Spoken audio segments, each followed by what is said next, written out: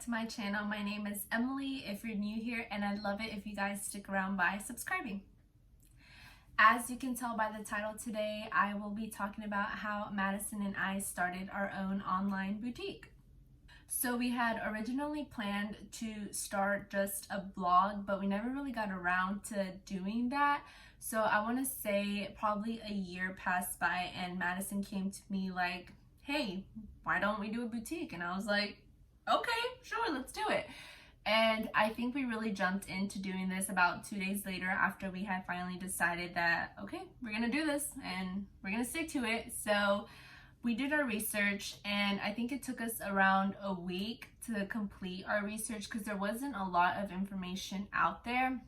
They're all like kind of tips and tricks on how to get started, but not necessarily like, okay, you need to do this, this, and that. So that's where we kind of struggled because, like I said, it was just me and Madison doing this alone. Like, our parents weren't helping us, no family member, like it was just me and her. Like, we were in this together and we were gonna proceed with it. So the first thing that you need when you are starting a business is obviously you need to have a business name. You want to pick something that you're going to love many, many years down the road. You don't want to pick something that you're like, I like it, but maybe I'll pick it later, or maybe I'll change it later. Personally, I would not want to go through the hassle of doing all the paperwork again. So it took us a couple tries to get a name. I know originally we wanted to be like M and M because obviously my name is Emily, her name is Madison, so we thought that was super cute. It just didn't end up working out because you do need to go on GoDaddy.com and check your domain name. And that's something that's going to cost I want to say from $40 to $60. I personally do not remember how much we spent on ours, but it is around that price range, and you want to make sure that your domain name is available for you to use online.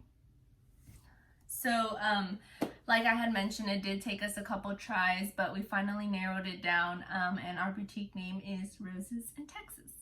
Alright, so now that you have your domain name, you're going to want to get your EIN number, and this is something that is used by the government. So this is basically your tax ID, and I believe this doesn't cost any money. You just go on Google and put government ID for business, I believe, something along those lines, and you get that information.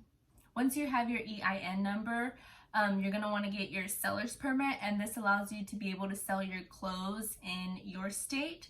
So, like I said, another thing, this is something, I don't think this costs any money. Personally, I don't remember, but yeah, you just go on Google again, for me, we had to put seller's permit in Texas, so that's how we got that. And the next thing that we got, so far you have your name, your domain name, your EIN, and your seller's permit. The next thing we got was our DBA within our county. So we literally, I think we had to make a couple calls to make sure we went to the right place first, but we literally went down to the city of Conroe and we got our paperwork done. This one was super cheap. I want to say anywhere from $12 to $15. You just give them your boutique name, you show them your EIN, I believe, or your seller's permit, and they issue you the paper, so you're certified within your county. And the next thing after we got our DBA, Madison and I decided to go ahead and get our LLC for our business. So our official name is Roses in Texas LLC. And I recommend you to get this if you are like with another partner, because you don't want to end up like cheated out of your own business.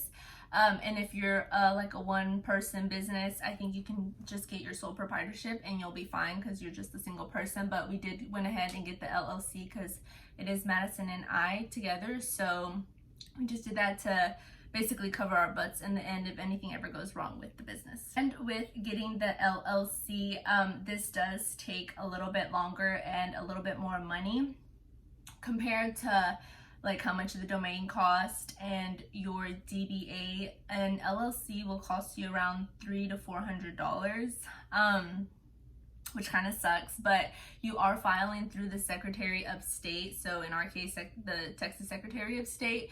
And this is something, like I said, does take a longer process. I know for Madison and I want to say it took anywhere from close to 3 months, and because we had filed the paperwork incorrectly, this is another thing I cannot stress enough to you guys.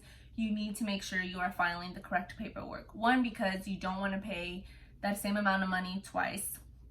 Two, once you get the correct paperwork that you need to fill out, please make sure you are putting the correct information down. I know for Madison and I, we did and we had to file the paperwork again. I think we had to pay half the price of what it costs to like initiate the paperwork, but it still sucked because it was my personal mistake, and so because of me we had to file the paperwork again. And we did get denied the first 2 times, not because our business wasn't like good enough. We did get denied because there was other companies within the state of Texas that had the name Roses in it, and for some reason we got a letter saying that we needed to ask those companies permission for us to have Roses in our name, which was kind of like, what? Excuse me, we have to do what? To do what? And so that is what took a lot longer, and Madison and I were always literally probably on the phone once a week calling the Secretary of State trying to get our paperwork to get processed. It wasn't until one phone call that was towards the end of the month that a lady said, if we just call the beginning of next month, our paperwork will get approved. And it was like music to our ears, guys, because like I said, this like had taken 1 to 3 months to get the paperwork processed, just our LLC alone, not like everything included. But once she did that, we had proceeded and got certified in the state of Texas. So now that you have all your legal paperwork done, you're going to want to get a bank account for your business specifically. So with this, you are going to need your EIN, your seller's permit, and your DBA. And of course, if you get a sole proprietorship or an LLC, bring that paperwork to the bank as well, because they need to see that you're legit, basically. Madison and I personally went with Capital One because I think they didn't require as much paperwork. I remember going into Chase and they were asking for like double or triple the amount that Capital One was asking, and at that time we were still in the process of filing for our LLC, so we didn't have all that paperwork, and so we just decided to go with Capital One, and they have been amazing. They're super easy to work with, and we are just happy we chose them. So another thing that Madison and I did, we decided to use Shopify, and Shopify is amazing because not only do they host your online site, they also hold all your inventory for you.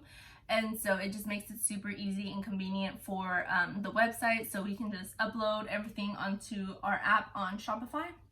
And then once it's on the app, it gets uploaded to the website, and you can go in as much detail with posting your items. So I know, for example, for us, we obviously post pictures of our clothes, the sizes, there's a description box. If you want to do something on sale, you can like show the price that it was before and then the new price that it's available for. So I personally really love Shopify. I know there's other websites out there that people use, but like I said, we chose Shopify and we stuck with it. Another thing that I really enjoy about Shopify is that you have like your own app to check out.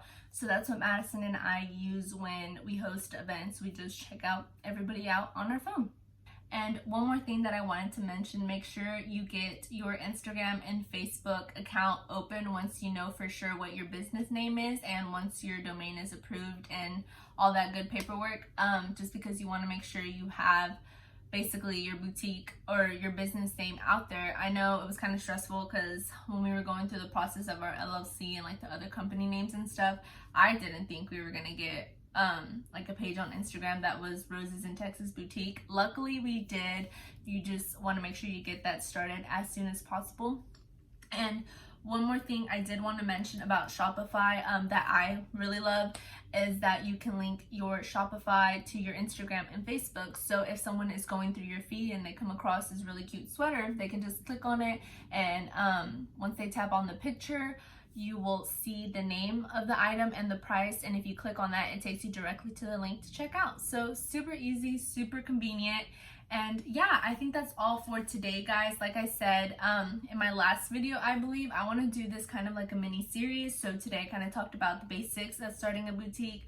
Next, kind of give you some tips and tricks on wholesaler accounts, things that Madison and I have personally bought for the boutique, and an insight on events. I know we do have an event coming up February 8th, so I'm super excited about that. But yeah, that's it for today, guys. Thank you so much for looking up today's video, and I will see you guys next time.